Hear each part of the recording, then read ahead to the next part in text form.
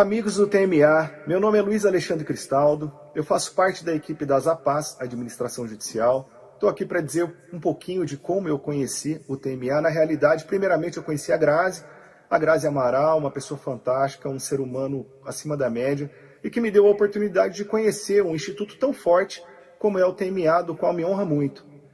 Hoje estou na incumbência de apresentar o próximo painel, que vai tratar das perspectivas políticas e econômicas. A apresentação vai ser feita pela doutora Helena Landau.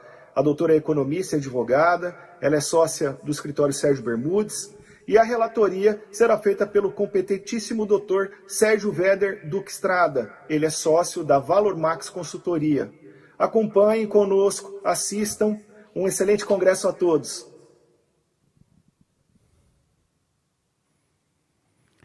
Obrigado, doutor Luiz Alexandre Cristaldo. Estão conosco a doutora, estão já subindo ao palco, eu peço uma salva de palmas, doutora Helena Landau, diretora-presidente da Landau Consultoria Econômica, que vai falar sobre as perspectivas políticas e econômicas.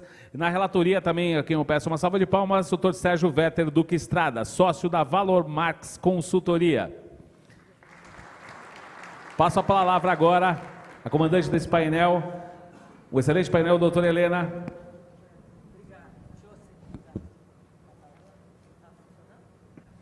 Acho que não. Agora foi? Bom, obrigada. Helena, mas você deixa eu falar uma palavrinha antes de você? Claro. Só não pode contar é que faltou meu muita coisa no seu tempo. currículo, né? Eu que te conheço há tanto tempo, esqueceram de dizer, né, que a Helena, ela foi a diretora, né, e coordenadora do processo de privatização, enfim, que ocorreu no Brasil, durante o governo Fernando Henrique Cardoso, né? Ela foi, inclusive, economista, inclusive do partido do PSDB, né? Foi também presidente do conselho da Eletrobras, né? Foi de vários conselhos, da Vale, da CEMIG, até artística, né? Do Museu do MAN, do Museu de Arte Moderna do Rio de Janeiro, é do conselho da Eneva, não é isso? E também é do escritório Sérgio Bermudes, um querido. Enfim, um grande prazer. Então, agora, né, feita realmente a apresentação que você merece, né, que a gente já não se vê há tanto tempo, então muito boa essa oportunidade de estar aqui com você. Bom, Sérgio, agradeço suas carinhosas palavras, agradeço o convite da Graziella e do André Chateaubriand para estar aqui no TMA. O TMA tem uma importância muito grande na minha vida, porque eu conheci o TMA através de Maria Salgado, a minha colega de escritório, a quem eu presto homenagem, junto às homenagens que o presidente Luiz prestou, minha querida amiga.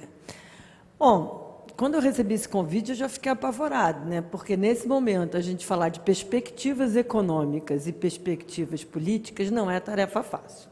Nosso presidente do Conselho já botou uma lista de problemas que a gente vai enfrentar. Eu quero colocar num pano de fundo para depois bater um papo com o Sérgio naquilo que for mais de interesse de vocês.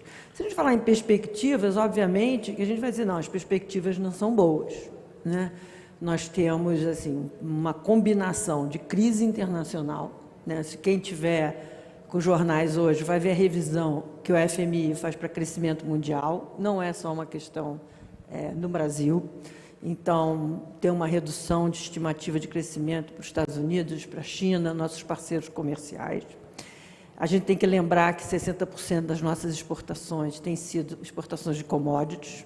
Então, a gente em que essa desaceleração nos afeta? Há uma discussão muito grande, porque, de fato, ninguém vai deixar de importar alimentos, mas a questão maior não é só alimentos, é questão de minério, a redução de crescimento na China, especialmente a redução da atividade imobiliária lá, afeta a nossa demanda por minérios aqui no Brasil. Nós temos uma crise energética mundial, que é um pouco diferente da do Brasil, porque temos uma crise de transição energética nos países asiáticos, saindo do carvão. A nossa crise energética aqui é uma crise de falta de planejamento, onde se deixou que perspectivas já previsíveis de mudanças climáticas e seca atingisse o Brasil sem planejamento. É bom a gente lembrar que as tarifas de energia, que hoje refletem uma crise específica, vêm carregando disfunções no sistema elétrico brasileiro há muitos anos. Talvez desde a medida provisória lá de 2012, quando a então presidente Dilma fez a intervenção no mercado de energia elétrica, a gente vem carregando custos para patrocinar desajustes no setor. Isso é muito importante colocar, porque aqui, discutindo sobre perspectivas, eu acho importante no TMA, essa percepção de investidores estrangeiros e nacionais do excesso de intervenção do Estado em contratos, em legislação. Acho que o tema da segurança jurídica é particularmente importante para nós aqui hoje, e eu gosto de falar da intervenção do setor elétrico. Do ponto de vista doméstico, a gente tem inúmeros elementos em combinação. Primeiro, de fato, tivemos uma recuperação rápida, com números em torno de 5%, natural, uma recuperação com um patamar muito baixo em comparação ao patamar de 2021, né, de 2020. Então, era natural que tivéssemos uma recuperação industrial. No entanto, se vocês olharem de novo as estimativas de FMI e outros indicadores, e a gente olhar 2020, 2021, 2022, a gente tem uma perspectiva muito ruim de crescimento. Nosso crescimento é muito baixo para absorver a mão de obra, o que traz um alimento adicional à questão social brasileira. Tá? Então, a gente já vínhamos de uma década perdida do biênio 2015-2016, uma levíssima recuperação com o governo Temer. O primeiro mandato do governo Bolsonaro não conseguiu um crescimento esperado, então, desde 2019, que a gente está com desacertos na política econômica e a gente tem que discutir como é que a gente conserta isso. Então, a indústria e comércio vieram com indicadores esse mês piores do que se imaginava, fazendo que as pessoas passassem a ter novas revisões do PIB do ano que vem. O PIB do ano que vem já teve gente prevendo 3,5%, depois para 3%, depois para 2%, e agora tem previsões até do Banco do Itaú que não chega a 1% no ano que vem, isso tendo saído de uma base muito deprimida. Amanhã saem os números sobre o setor de serviços, que é a esperança de que tenha havido um deslocamento da atividade da indústria e do comércio para serviços, com a ampliação da vacinação, da imunidade, os setores de serviços vão sendo retomados. Por que é importante o setor serviços do ponto de vista social? Porque é um setor onde a informalidade do mercado de trabalho é maior, onde o salário médio é menor, e aí você começa a ter a incorporação de uma contingente de mão de obra importante de volta ao mercado. Por que a gente tem uma revisão de crise? Porque eu diria que não vou usar a tempestade perfeita, que ficou banal essa expressão. A gente tem, assim, primeiro, crise energética grave no Brasil. Não temos um problema ainda de demanda de energia muito claro, mas a gente tem um problema de custo de energia muito caro. No custo de energia, não só as tarifas de energia elétrica, mas que carregam uma série de encargos e tributos, mas a gente tem o impacto do aumento do preço do petróleo internacional combinado com o aumento do dólar, que está, o real é uma moeda muito mais desvalorizada do que as condições econômicas sugeririam. Né? A gente tem um real tão desvalorizado porque tem um componente de crise política institucional muito grande. É um país que vive de sobressalto de crises políticas a toda hora. Então, boa parte do componente do desequilíbrio na questão cambial vem de dentro do próprio governo, vem de dentro do próprio desorganização institucional, de comando claro na economia. Né? Então, isso é uma primeira questão. A gente tem também o problema de inflação, que tem, pela primeira vez, assim, eu estudo inflação há muitos anos, mas a gente tem uma combinação de vários elementos ao mesmo tempo. A gente tem um problema de oferta na cadeia produtiva, que atinge o mundo todo, né? Semicondutores, a parte de eletrônica. A gente tem um problema de crise climática, um problema de inflação de alimentos, que tem pego claramente a população de mais baixa renda, o que diminui o poder aquisitivo, o que limita a demanda por serviços e cria uma cadeia de fatos negativos. Temos uma discussão muito grande na questão de inflação Para quem trabalhou, como eu, durante muito tempo no Departamento de Economia da PUC, junto com o grupo que pensou o real, que é o temor da volta da indexação, né? Esse é o grande problema, de como a gente tem que desinflar as expectativas inflacionárias para que a gente desestimule a indexação. Todos vocês já viram o que aconteceu com o preço de aluguéis, etc., com o IGPM como indexador. Outro dia eu estava jantando com uma amiga minha que tem um fundo de pensão estatal, ela foi de estatal a vida inteira, ela teve um reajuste no ano de 25% da pensão dela por causa do IGP. Quer dizer, ela mesma se assustou, você tem uma inflação que não deveria estar refletindo desta forma. Mas o que a gente vai fazer? Então, você tem um problema da inflação. Quando a gente tem a questão da inflação, vem a discussão dos juros. Né? Tem essa enorme discussão, que eu não vou perder tempo dos senhores aqui, se o Banco Central demorou a agir ou não demorou a agir no ano passado, quando os sinais de inflação já vinham se colocando. O fato que agora há uma necessidade de desinflar essas expectativas inflacionárias para que a população brasileira, para que os empresários, para que os donos, os negociadores de contratos acreditem que o Banco Central é capaz de trazer a inflação para a meta novamente. A gente já passou por isso no passado bem recente, quando o presidente do Banco Central, William Goldman, que assumiu no governo Temer, em que as perspectivas de inflação eram como agora, e o William não abriu mão de manter a meta. Então, tem muita, ainda mais em véspera de ano eleitoral, que o pessoal quer gastar muito dinheiro, fica essa pressão sobre os juros. E outro dia o presidente Bolsonaro falou: não posso mandar o Banco Central baixar o dólar, eu não posso mandar o Banco Central... Não, ele não pode, o Banco Central é independente. Isso é um dos grandes avanços que o Brasil tem e que tem permitido que a gente consolide os ganhos do real até hoje, quando não tem intervenção. Então, a gente tem que pensar que os juros é um elemento que tem provocado, o crescimento dos juros é um elemento que tem provocado a revisão das estimativas de crescimento para o ano que vem.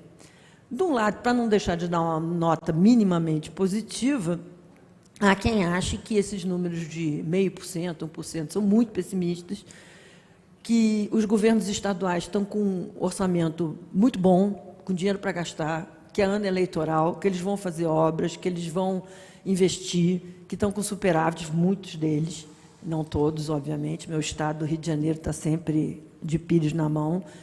Há quem ache que, com o sucesso da vacinação, a gente viu hoje os dados, né, com meio de taxa de contaminação, 0,5%, que a gente retome as atividades, que essa crise de oferta na indústria seja uma crise passageira e que, portanto, no ano que vem, seja possível retomar um cenário mais otimista, que, no caso, seria 2% de crescimento, o que, ainda assim, é muito pouco para absorver a mão de obra. Então, o Brasil tem uma perspectiva de não crescimento da renda per capita, não absorção de mão de obra. Nós estamos com o fim do bônus demográfico. Então, a gente tem uma série, além da conjuntura, a gente tem uma série de problemas de longo prazo, que é o social no longo prazo e o social no curto prazo. Isso vai ser um tema político fundamental. Não podemos ignorar o que acontece nas ruas do país.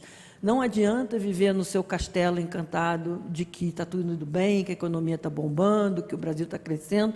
Basta andar pelas ruas para a gente ver que isto não é verdade. Então, nós temos duas grandes pressões sobre o Estado brasileiro. A primeira é a economia pós-pandemia, imediatamente pós-pandemia. Como fazer para recuperar as aulas perdidas, retreinar a mão de obra para uma revolução tecnológica que as pessoas esperavam que fosse ocorrer entre 5 e 10 anos, ocorreu em 1 ano e meio. Como recuperar o SUS, né? Porque a gente tem essa imagem, olha, viva o SUS, na vacinação a gente está indo muito bem, mas se qualquer acompanhamento sobre a questão de saúde, a gente vê que a gente precisa... Tem operações atrasadas, tratamentos atrasados, doenças crônicas que foram deixadas de lado. Então, tem uma série, a continuidade dos investimentos em saneamento, higiene, habitação, tudo assim, pós-pandemia grave, mais um social de médio prazo, que é lidar com a desigualdade brasileira e, no longo prazo, lidar com a desigualdade exige um choque de produtividade na economia brasileira. E a gente está vivendo, nesse momento, um oposto, né? A gente tem corte de 600 milhões no Ministério de Ciência e Tecnologia, a gente tem fuga de cérebros, a gente fica orgulhoso que vê os brasileiros ajudando na vacina, nos testes, e a gente só vê cada vez mais a desesperança na questão da ciência.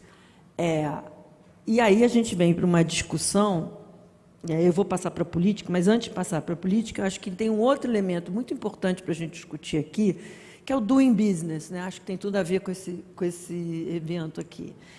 Primeiro, segurança jurídica. Eu vi que vocês vão ter um painel sobre precatórios, né? Fundamental. No meio dessa história, alguém dizer que não viu que o precatório estava se acumulando, transitado e julgado agora tem um desconto sobre o valor de face, se as transações vão ser, de fato, feitas entre estados, municípios, devedores e credores, qual é a percepção da comunidade empresarial e investidora em relação a essa renegociação de uma dívida líquida e certa.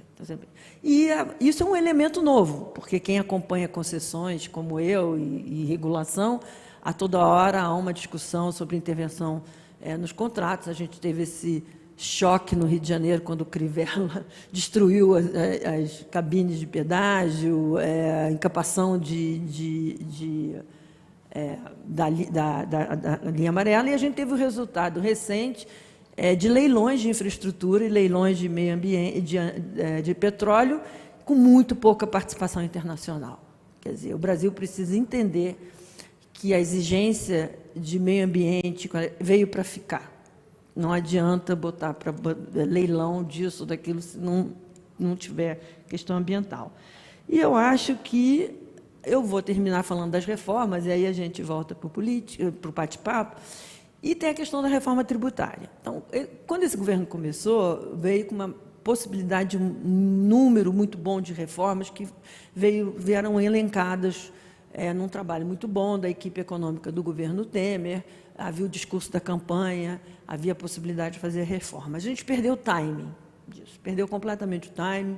O ano de 2019 teve a reforma da Previdência assim, um pouco mais impulsionada pela Câmara, porque o ministro da Economia cismou com a capitalização e a gente não só ia atrapalhar o déficit. Agora temos uma reforma administrativa muito ruim, que coloca na Constituição mais privilégios quando você não precisa de reforma administrativa. Tem a discussão da reforma do IR, que eu vou deixar para vocês. Isso é uma coisa. Ou seja, a gente está caminhando com aquela pressa de fazer reformas sem pensar na qualidade das reformas. Tá? Eu acho que mais importante nesse momento, do ponto de vista político, é a gente parar de discutir reformas de longo prazo num governo que está com índices de aprovação pequeno, em meio de disputa eleitoral, e concentrar no que a gente precisa, que é a discussão orçamentária. Né? O presidente falou do teto de gastos, quer dizer, teto de gastos, para mim, não é só uma questão fiscal. O teto de gastos, para mim, é uma forma que a sociedade tem que ter para definir suas prioridades. Né? É uma forma de dizer, olha, o cobertor é curto, vocês têm que escolher se querem gastar em Bolsa Família, em programas de mão de obra, em inovação em tecnologia, ou em trator, em orçamento paralelo, em melhorar a previdência de militares, em consolidar ganhos de corporações, emendas do relator.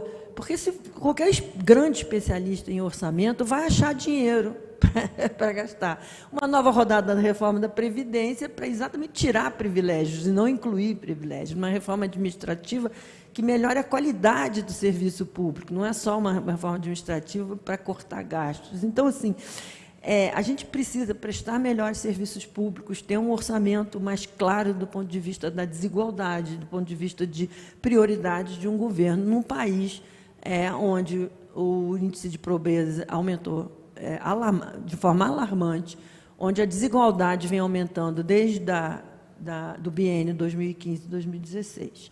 Então, isso é um elemento fundamental. Obviamente que, com as eleições do ano que vem, isso torna-se cada vez um debate mais importante, porque, evidentemente, quando a gente olha as discussões sobre auxílio emergencial, e eu recomendo hoje a entrevista do Ricardo Paes e Barros, no Estado de São Paulo, Todo mundo é a favor de políticas de transferência de renda. Isso não é privilégio da esquerda, isso não é privilégio dos liberais da vida inteira defender o programa de transferência de renda. Isso é uma questão do país, é uma questão de solidariedade, uma questão de ter um país em que a gente se orgulhe de viver nele, né? Um país que olhe para questões do outro, da incorporação no mercado de trabalho, que olhe crianças, que olhe perspectiva, que pare de gastar só com o idoso e comece a lembrar que as crianças, né, que a gente precisa investir, etc. Então, isso não é um privilégio de um partido ou outro, isso é uma importância que vai dominar a campanha eleitoral ano que vem, eu espero,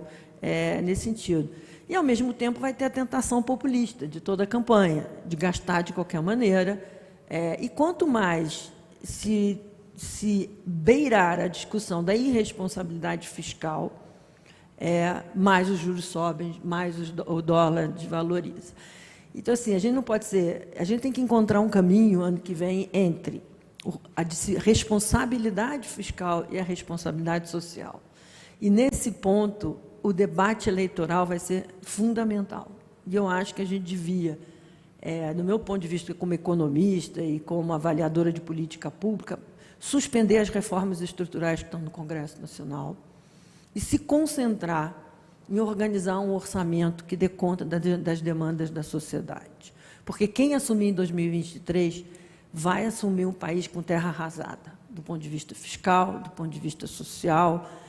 Tomara que o crescimento do ano que vem seja melhor do que a gente espere, mas se a gente continuar com um orçamento oculto, orçamento paralelo, privilégios em determinadas carreiras, cortes em ciência e tecnologia, atraso na educação, esse país não vai sair nunca do crescimento da renda, que antigamente era média, hoje é uma renda abaixo do necessário para absorver quem entra no mercado de trabalho. Nós estamos com uma população envelhecendo, as demandas sobre saúde e sobre previdência continuam aumentando, o Brasil gasta bastante em política social, só que gasta de forma não focalizada e ninguém quer enfrentar a discussão da focalização e da eficiência desses recursos. Esse é o meu pano de fundo, a gente tem lá 7 minutos, você me faz umas perguntinhas, eu espero que eu tenha feito um geral, né, um voo, porque é muita coisa para falar em 20 minutos nesse tempo. Não, sem dúvida, mas eu achei ótima essa sua visão, foi muito completa, e uma coisa que me chamou a atenção foi inflação, né, e essa memória, enfim, que nós que estivemos lá no Plano Real e tudo mais, você que tem envolvida na PUC, enfim, com a própria, enfim, criação do plano, nós sabemos muito bem o que foi esse momento, né? E hoje nós temos uma possibilidade de estagflação, não sei se você concordaria comigo, né? Porque nós estamos estagnados, né? E com a inflação subindo, e ao mesmo tempo não existe inflação de demanda, né? Quer dizer, então isso é uma combinação extremamente perversa, né? Some-se a isso a questão de desemprego, empobrecimento, sem dúvida alguma, da população muito grande, envelhecimento da população, como você falou, um detalhe importante que muitos de nós não prestamos atenção, é que esse bônus demográfico, ele já se foi, nós somos 16% da nossa população tem mais de 60 anos, e isso é fotografia. O filme é que em 2050 esse número passa para 31 milhões. Né? Então, a taxa de reposição, aliás, estamos abaixo da taxa de reposição, que seria de 2, estamos em 1,7. É um país que envelhece 10 vezes mais rápido do que os países europeus na média, hoje em dia. Então, a ideia de que o Brasil é um país jovem, né, vamos tirar isso da cabeça, porque isso daí realmente é uma quimera. Então, diante disso, eu acho que é uma coisa que preocupa, principalmente para quem está bolando um plano de RJ, ou a reestruturação, repagamento de dívidas com credores, como é que fica? Né? Quer dizer, quando você tem esse receio do parâmetro inflacionário, qual o risco que você vê que nós tenhamos de ter um incremento meio descontrolado, né? Porque nós temos um governo que, independentemente se são de razões endógenas ou exógenas, ele tem uma série de descontroles, né? E então, como é que você vê isso neste ano que nós vamos entrar de inflação? Porque você falou uma coisa, e aí eu vou deixar com você, uma coisa que me preocupou, quem vai herdar este governo, seja o próprio, né, que está hoje, ou o futuro, vai ter um problema muito sério de recuperação, uma reestruturação, né, do Brasil. Mas até a gente chegar à reestruturação, que eu espero que não se transforme numa recuperação judicial, né, aqui do país, como é que você está vendo essa questão, estagflação, inflação, esses parâmetros que são tão importantes para nós medirmos crescimento no processo de recuperação de uma empresa? Olha, Sérgio, essa é uma pergunta assim, de $1 trilhão, né? Assim, é uma discussão que vem permeando críticas e análises da própria atuação do Banco Central. Eu adoro ler jornal, então tem uma análise de inflação hoje da Zeina Latif no Globo, que ela fala isso. Eu acho que a gente tem que sempre olhar, minha mãe me ensinou a ser poliana, então não dá para ficar a vida inteira olhando tudo muito negativo. Tá? Vamos olhar um pouco. A fotografia do Brasil é muito ruim. A fotografia é muito ruim. Mas se a gente olhar, como a gente gosta de marcar os 30 anos, desde a Constituição Federal, de 88, etc., o Brasil evoluiu muito. Nós temos muito mais crianças matriculadas, a gente tem um nível de escolaridade, talvez os índices do PISA e do IDEB não são ideais, a gente tem uma democracia consolidada e a gente tem uma coisa fundamental, a população brasileira transformou a estabilidade de preços num bem dela. Ela é uma coisa que reage. Qualquer governante que brincar com a inflação, ele vai perder a eleição. Ele sabe disso. Inflação hoje não é mais uma coisa que as pessoas dizem, não, vamos indexar e resolver esse problema. O real deixou a lição de que indexação não é perfeita, que a indexação só protege os mais ricos, que a população de mais baixa renda não consegue se proteger, não tem ativos como as empresas mais sofisticadas na recuperação judicial podem até inventar alguma indexação, alguma forma. Então, eu acho, em primeiro lugar, tem uma reação forte contra essa volta da inflação. E, como você falou, é uma inflação com muitos elementos de oferta, né, de crise de oferta. Então, fica uma discussão de como que o Banco Central vai atuar, né, para furar essa bolha de expectativa, se é uma inflação de oferta. Né, se é uma inflação de oferta. O presidente do Banco Central, ele já falou que ele vai fazer tudo que estiver ao alcance dele para manter a inflação dentro da meta. Isso significa que ele vai aumentar os juros. Isso vai aumentar os juros independente da inflação ser de oferta ou de demanda, na minha opinião. Né? Não sou especialista em ler carta de Copom, mas é o que a gente tem. Então, assim, mas isso é o ano que vem. Isso é um choque de oferta. A gente pode ser que volte às cadeias de semicondutores, o Brasil retome parte do comércio e serviços, e a gente sai. Mas não vai ser um crescimento de milagre, não vai ser um crescimento de dinheiro fácil, não vai ser um crescimento fácil, vai ser um crescimento, eu diria, nos próximos poucos anos ainda mais médio. Tá? O problema é a tentação de fazer o Brasil crescer rápido demais quem chegar em 2023. Né? Porque o que a gente está discutindo hoje na política? A gente não está discutindo exatamente qual o país que a gente quer. Né? Tirando o governo atual, que a gente não sabe exatamente qual o país, eu não vou falar sobre o governo atual, mas assim, a gente é um país, que eu falo assim, com menos desigualdade, com crescimento, com menos de produtividade. A discussão muito grande do ponto de vista de inflação é como chegar lá.